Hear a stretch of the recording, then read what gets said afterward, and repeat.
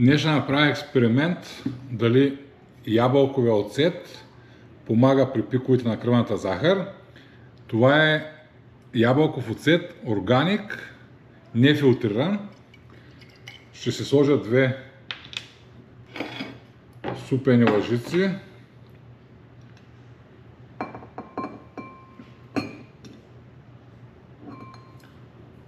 Така, слагам с две супени лъжици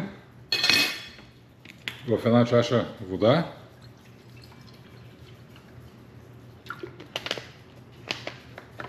Така, правил съм експеримент.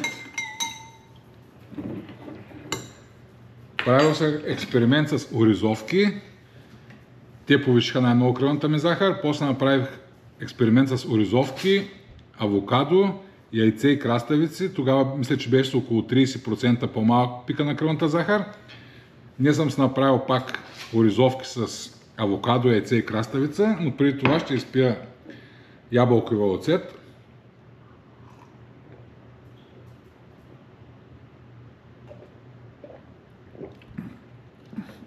Така да видим дали пика на кръвната захар ще е още по-малък.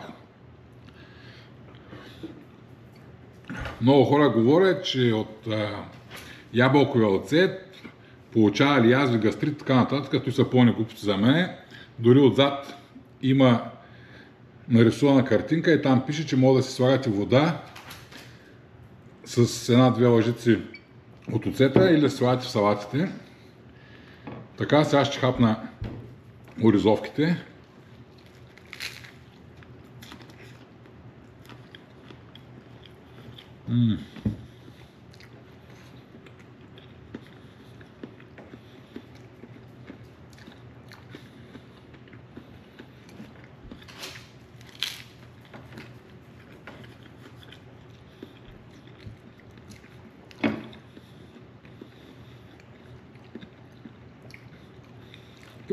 Довършвам си оризовките с яйце, авокадо и краставици и след няколко часа ще се включа пак да видим дали има разлика в кръвната захар с употребата на ябълков оцет.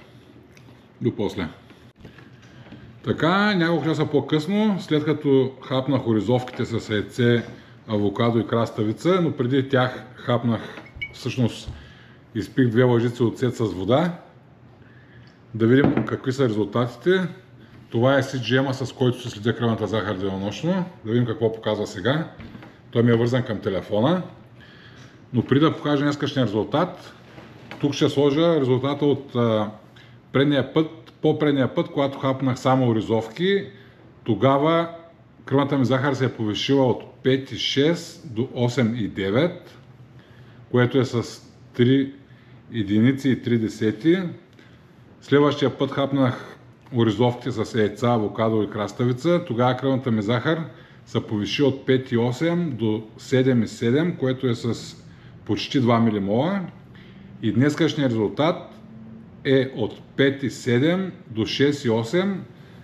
Кръвната ми захар се вдигна само с 1,1, така че за мен оцета, нефилтриран ябълков оцет, органик, помага за регулиране нивата на кръвната захар.